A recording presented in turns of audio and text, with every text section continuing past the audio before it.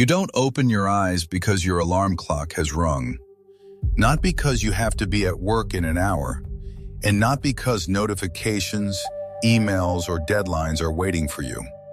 You wake up only when your body has finished sleeping on its own. A campfire crackles softly nearby. The air is cool. Somewhere close by, you can hear the voices of other people who are also gradually waking up. No one is in a hurry to go anywhere. You sit up, gaze at the sky, and ask yourself a question that modern people almost never ask in earnest. What do I want to do today? And the strangest thing is this: for almost the entire span of human history, this is exactly how every morning began. Not for a week, not for a century, for hundreds of thousands of years. Today, people live in a completely different way. The average modern person spends about 90,000 hours of their life working. That amounts to roughly 1/3 of their entire waking life. The greater part of a human life now belongs to schedules, obligations, and a system that demands constant productivity. Yet for most of human history, nothing of the sort even existed. There were no offices, there were no paychecks, there were no bosses. There was no concept that your time belonged to anyone other than yourself. And so a curious question arises: what did people actually do with their days? In 1963, anthropologist Richard Lee set out to study the Jew/Poansi people in Botswana, one of the few communities whose way of life still resembled that of ancient hunter-gatherers. And the results of his research astonished the scientific world. It turned out that adult members of the tribe spent only about 15 to 20 hours a week foraging for food. Not per day, per week. They spent all the rest of their time exactly as they saw fit. And the most astonishing part is this: this pattern was observed almost everywhere anthropologists studied traditional societies. Africa, Australia, South America, diverse peoples, diverse climates, diverse conditions. Yet the result was always the same. People spent relatively little time directly on survival. For comparison, most modern people work twice as much.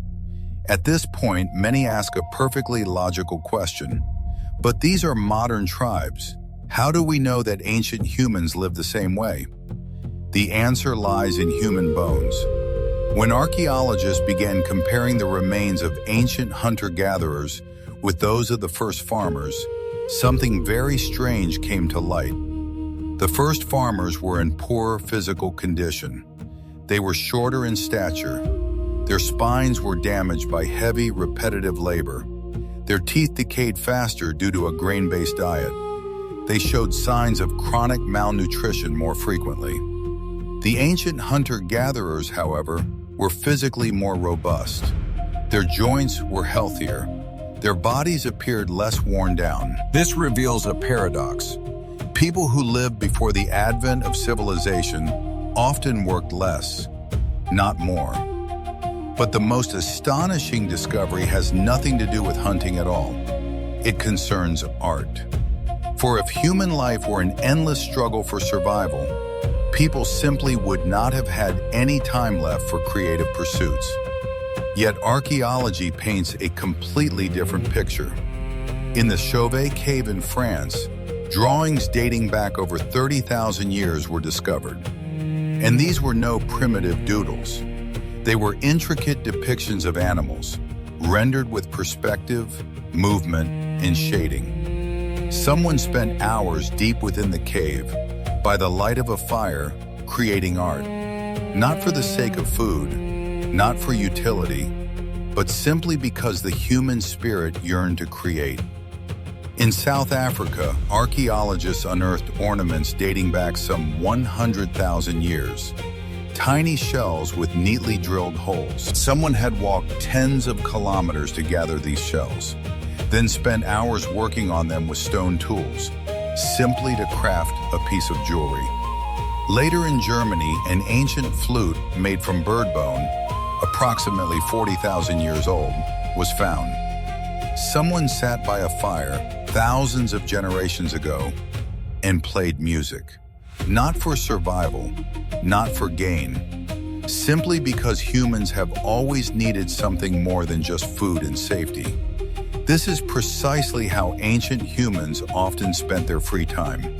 They talked, they told stories, they crafted ornaments, they drew, they fashioned tools, they observed nature, they played with their children, and they simply existed in one another's presence. For in a world without money, relationships were the primary means of survival. If people trusted you, you were part of the group. If they didn't, you risked being left without aid.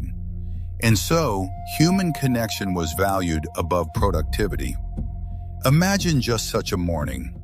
The sun is just beginning to rise. The campfire still smolders from the night before. Someone tosses on more wood. People eat the leftovers from yesterday's meal. Meat, fish, nuts, or berries. No one checks the time. No one is in a rush. Conversation flows calmly and slowly. Someone suggests going out to hunt. Someone else stays behind at the camp. If there is enough food, there is no need to venture out at all. The morning can be spent in other ways. Sharpening a spear, weaving a basket, processing an animal hide, crafting a new tool. Yet even this is not perceived as work in the modern sense of the word. No one demands efficiency. No one measures productivity. People do things well not for the sake of a career, but because craftsmanship has always been a part of human nature. And if a hunt did take place, it looked nothing like the way it's portrayed in movies. No frantic chases, no constant battles with predators. Humans hunted differently. Humankind is one of the few species capable of hunting by exhaustion. We are not the fastest, nor the strongest, but we are incredibly enduring. While most animals overheat after a long run, humans can keep moving for hours on end.